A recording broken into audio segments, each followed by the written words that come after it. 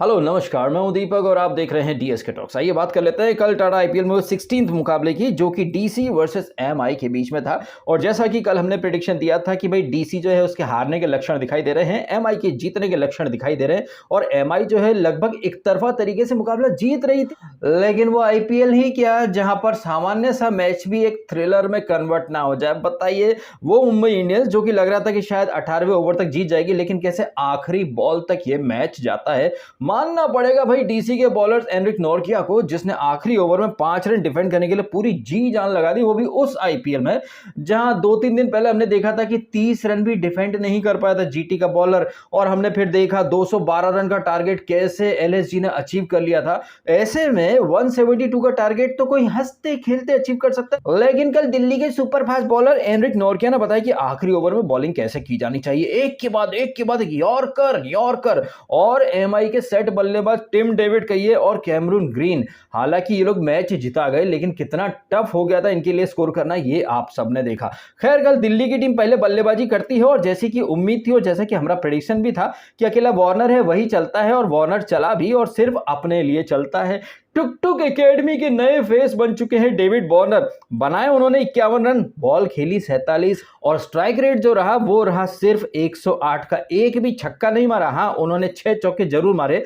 दिल्ली की टीम लग रहा था कि 120 130 पर रुक जाएगी, लेकिन तभी आता है अक्सर। अरे मेरा अक्सर ऐसे ही नहीं खेल जाता है। 54 रन बनाए हैं 25 गेंदों में, 5 छक्के 4 चौके। क्या आप मानेंगे, दिल्ली की तरफ से सिर्फ 5 छक्के लगे हैं, और जो कि लगाए हैं सिर्फ अक्षर पटेल ने। हालांकि इसमें कहीं कोई दो राय नहीं कि अक्षर पटेल जो है वो काफी अच्छा खेला, लेकिन अगर उसे थोड़ा सा और साथ मिल जाता, डेविड वार्नर थोड़ा और खुल करके खेलता, तो ये लोग शायद 180 190 तक पहुंच सकते थे। लेकिन तारीफ करनी पड़ेगी चावला साहब की। चावला साहब यानी कि पीयूष चावला, बड़ा सा पेट निकाल करके वो 3 विकेट लेकर के चले गए हैं। 4 ओवर में 22 रन दिए, 3 विकेट लिए हैं। एक और जो बॉलर है बेरेंडॉफ, उसने भी 3 विकेट लिए, और एक रायली मैड्रिड करके है, उसने 2 विकेट लिए। कहने का मतलब कि एमआई के जो बॉलर्स थे वो ठीक ठाक तरीके से चल गए। अब बारी थी डीसी के बॉलर्स की, जिसमें सिर्फ एनरिक नोरकिया है, उसने थोड़ी सी फायर दिखाई है। अदरवाइज रोहित शर्मा 65 मारता है, ईशान किशन 31 मारता है, तिलक वर्मा 41 मारता। भाई साहब, उसने 4 छक्के मारे सिर्फ 29 गेंदों में 41।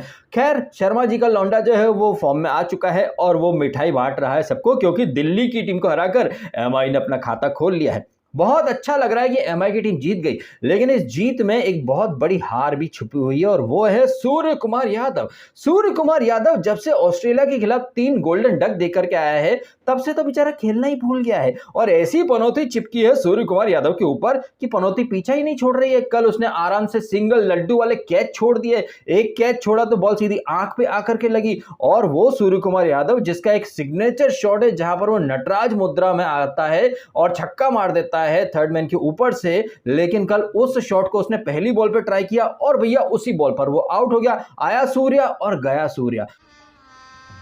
गजब बेइज्जती है।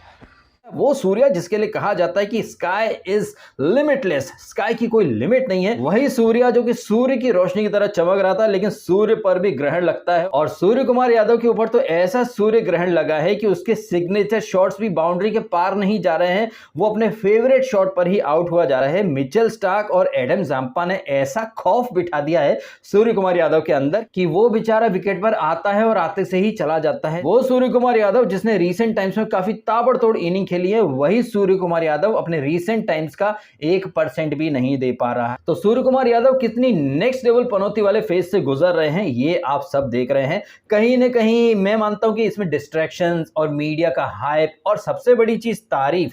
ये जो तारीफ का जो मोहजाल होता है ना भाई साहब, वो इंसान को ले डूबता है। इसीलिए एक बात कही जाती है कि कुत्ते को घी और इंसान को तारीफ हजम नहीं होती है। तारीफ हुई सूर्य कुमार यादव की, वो T20 इंटरनेशनल में नंबर 1 प्लेयर बन गया। उसके बाद ब्रांड्स एंडोर्समेंट कहिए, कोलैबोरेशंस कहिए, जियो सिनेमा ने उसे फेस बना दिया, फिर ड्रीम 11, 1760 तरह के, फिर वो रील्स बनाना, टिकटॉक पंती, छपरा पंती, इन सारी चीजों में कहीं ना कहीं उसका जो मेन काम था ना, क्रिकेट खेलना, वो थोड़ा सा साइड में चला गया, और जिसकी वजह से उसके आफ्टर इफेक्ट्स क्या हुए हैं वो आप सब देख रहे हैं।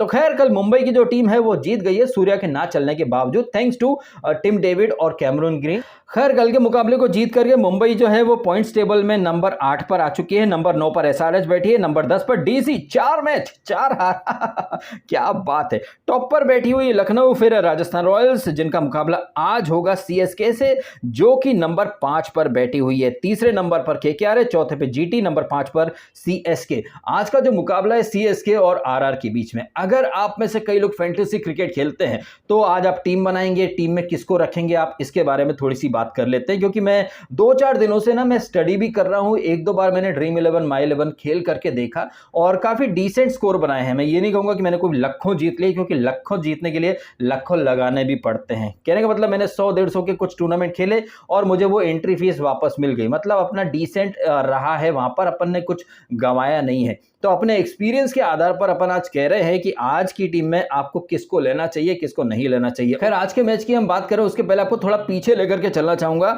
आई थिंक 3 अप्रैल को मुकाबला हुआ था लखनऊ वर्सेस सीएसके का, और सीएसके का फर्स्ट मैच था वो होम ग्राउंड में, उसके पहले वो गुजरात से हार करके आ चुके थे और उस मैच को सीएसके 12 रनों से जीती थी। स्कोर कार्ड भले ही कहे कि 12 रन से सीएसके जीत गए, लेकिन सीएसके ने 217 बनाए थे, उसके बावजूद एलएसजी जो है वो 205 बना चुकी थी। दैट मींस कि ये जो ग्राउंड, ये जो पिच है, यहां पर 200 रन भी इजीली चेज हो सकते हैं। वो तो एलएसजी वाले थोड़ा सा ब्लंडर कर गए।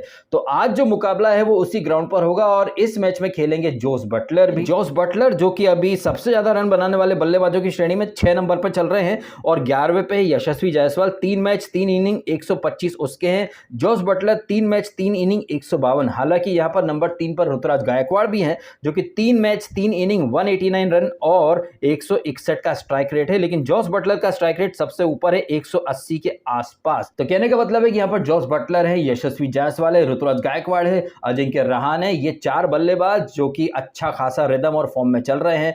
आप ऑलराउंडर के तौर पर यहां पर ले सकते हैं मोइन अली को भी, रविंद्र जडेजा को भी, और बॉलर तो भाई साहब यहां पर सीएसके का मैं शायद सेंटनर के अलावा किसी को ना लूं, क्योंकि यहां पर ट्रेंट बोल्ट है, फिर उसके बाद यूजी चहल है, फिर रवि अश्विन है। तो ये हो गए आपके बॉलर्स कहिए या ऑलराउंडर कहिए। यहाँ पर जड्डू भी है, मोइन भी है, और विकेट कीपर के तौर पर आप संजू सैमसन को प्रेफर कर सकते हैं। जॉस बटलर भी उसमें विकेट कीपर की श्रेणी में आते हैं। तो मतलब ये ताबड़तोड़ खिलाड़ी है जो कि आज की फैंटेसी या ड्रीम टीम में आपको रखने चाहिए। कैप्टन किसको बनाना है, किसको नहीं बनाना है, ये आप खुद तय कर सकते हैं, लेकिन करंट फॉर्म और करंट रिदम को अगर देखें तो ऋतुराज गायकवाड़, जॉस बटलर और संजू सैमसन कुछ हद तक, हालांकि वो स्टार्ट करता है फिर इजीली आउट हो जाता है। तो मेरे ख्याल से ऋतुराज गायकवाड़, जॉस बटलर, इन दोनों में से कोई एक कैप्टन, वाइस कैप्टन, और अगर आपको कोई बॉलर चुनना है तो ट्रेंट बोल्ट पहले ही आकर के विकेट लेना शुरू कर देते हैं। उनके सामने ऋतुराज गायकवाड़ या फिर अजिंक्य रहाणे किस तरह चलते हैं, नहीं चलते हैं, ये देखने लायक बात होगी। तो आज का जो मैच है इसका प्रेडिक्शन अगर मैं करूं तो मुझे ऐसा लग रहा है कि सीएसके के होम ग्राउंड पर सीएसके को पेल सकती है राजस्थान रॉयल्स, क्योंकि उनके पास वो फायर पावर है बल्लेबाजी में भी और गेंदबाजी में भी। वहीं सीएसके जो है उनके पास फायर पावर है बल्लेबाजी में, चाहे ऋतुराज गायकवाड़ कहिए, रहाणे कहिए या कॉनवे कहिए, शिवम दुबे कभी चला कभी नहीं, मोइन अली चलते हैं फिर ज्यादा आगे बढ़ते नहीं है, बेन स्टोक्स अभी फ्लॉप चल रहा है। कहने का मतलब है कि सीएसके की तरफ से 80% से ज्यादा कंट्रीब्यूशन रनों में अगर आया है तो गायकवाड़, कॉनवे और रहाणे की तरफ से आया है। बाकी के बल्लेबाज वो रिदम अभी हासिल नहीं कर पाए। वहीं सेम गोज टू राजस्थान, वहां पर टॉप ऑर्डर चलता है तो ये लोग जीत जाते हैं। हालांकि लोअर मिडिल ऑर्डर में हेटमायर है उनके पास, देखते हैं कि वो चल पाता है या नहीं चल पाता है। तो अगर आप आज का मैच खेल रहे हैं ड्रीम 11 या किसी भी फैंटेसी ऐप पर, तो ये एक टीम का सैंपल है जो कि मैंने आपके सामने स्क्रीन पर दिखाया है। आप चाहे तो ये प्लेयर्स पिक कर सकते हैं, बाकी अपनी अपनी चॉइस होती है। भैया मेरे ऊपर बिल मत फाड़ना कि भाई आपने बोला था तो हमने ये टीम बना ली। मेरा ये मानना है कि आज के मैच में ये जॉस बटलर कहें या फिर ये रहाणे कहें और ऋतुराज गायकवाड़, ये 3 बल्लेबाज हैं जो कि काफी अच्छा परफॉर्मेंस दे सकते हैं। इन 3 में से कोई 2 भी चल गए तो आपका पैसा बर्बाद तो नहीं जाएगा। बॉलर में जैसे कि मैंने कहा कि बोल्ट को ले लो, अश्विन को ले लो, यूजी को ले लो। बॉलर आप आरआर के ही ले तो ज्यादा बेहतर होगा। ऑलराउंडर में जड्डू के साथ आप सेंटनर को रख सकते हैं। आपका क्या मानना है इन सारी बातों के बारे में? और जिस तरह से कल डीसी वर्सेस एमआई का मुकाबला हुआ, जहां पर एमआई जीती जरूर है, लेकिन वो जीत जो है ना वो किसी हार से कम नहीं, क्योंकि अच्छी स्ट्रॉन्ग पोजीशन में होने के बाद इस तरह से आखिरी बॉल तक मैच को ले जाना, ये कहीं ना कहीं एक मॉरल विक्ट्री का साइन देता है डीसी की तरफ से। वहीं एमआई जीती जरूर है, लेकिन आसान सी जीत को उन्होंने कितना टफ, कितना मुश्किल बना दिया, वो कहीं न कहीं साबित करता है कि वो कितनी बुरी तरह से पैनिक कर गए थे। और पैनिक से याद आया, सूर्य कुमार यादव वो तो ऐसी पैनिक अवस्था में चल रहा है कि पूछिए ही मत भाई साहब। उसके फेवरेट शॉट पर वो आउट हो रहा है, तो इससे बड़ा बैड लक क्या ही हो सकता है। क्या कहना आपका इन सारी बातों के बारे में, कमेंट करके अवश्य बताइएगा। आपने समय निकाला, वीडियो देखा, आपका बहुत-बहुत धन्यवाद। Thank you so much.